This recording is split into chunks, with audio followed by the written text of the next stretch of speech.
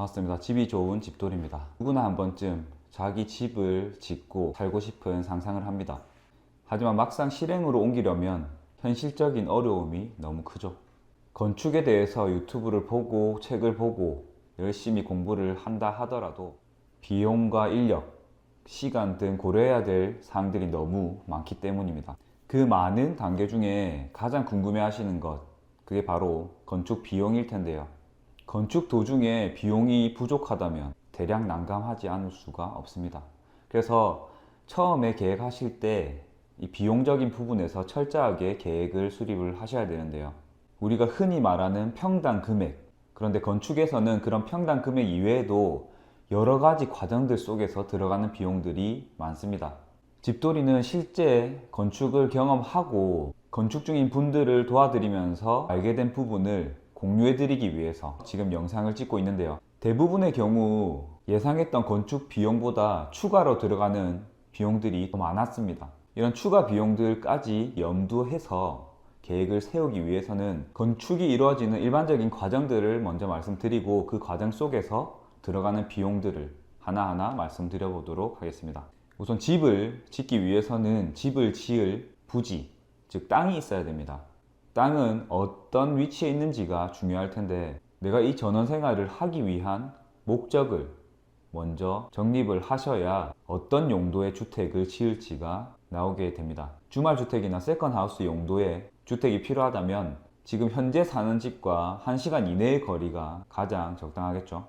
그런 주변의 지역, 생활 여건, 생활 환경까지 따져보시고 부지를 구하시면 되고, 그런 부지가 있다라고 가정하고 말씀을 드리겠습니다. 집을 지을 수 있는 부지가 있다면 건축을 위해서는 우선 설계 그리고 인허가 절차를 거친 후에 시공사를 선정하고 시공사에서 공사를 진행한 후에 완료가 되면 입주를 하게 됩니다.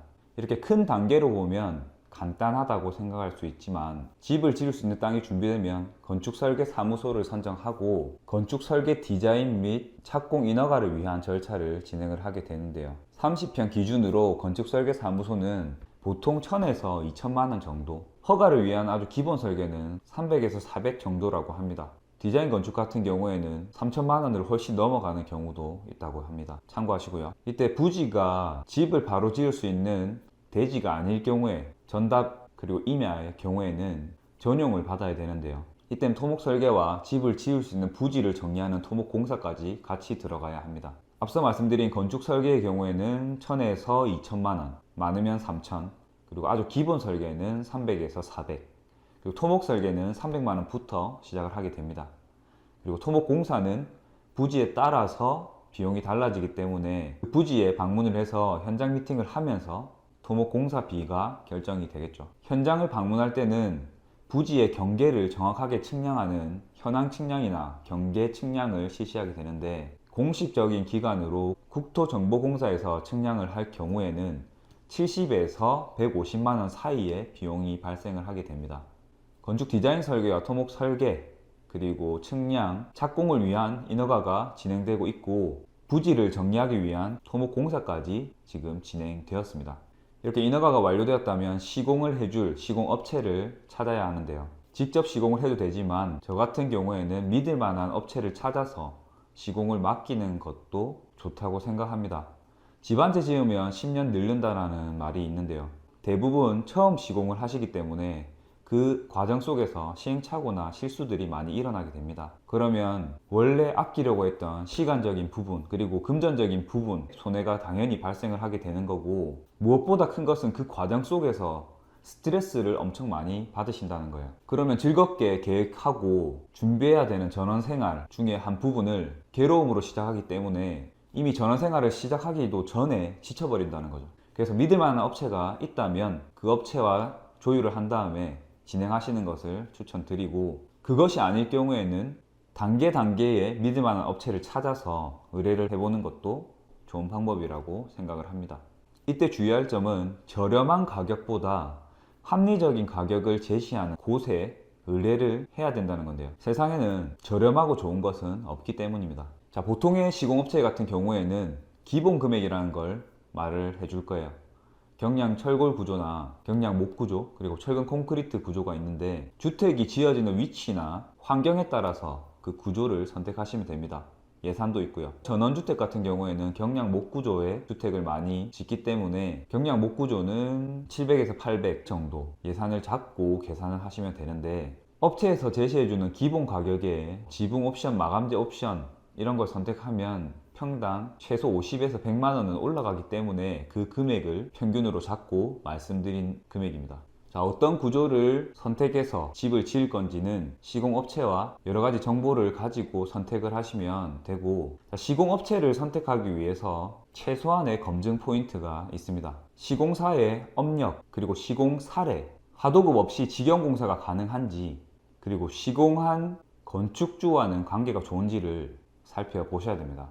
업체 경력과 시공 사례, 직영 공사 여부, 이 두 가지는 그 회사의 경험이나 노하우와 하자 보수가 발생했을 경우에 대처가 얼마나 빠르게 가능한지를 살펴보는 거고요. 건축주와의 관계는 공사 중에 일어날 수 있는 추가금 문제라든지, 그리고 하자 보수 관련한 문제가 발생했다면 건축주와 관계가 좋을 수가 없습니다. 그런 부분들을 살펴보시면 됩니다.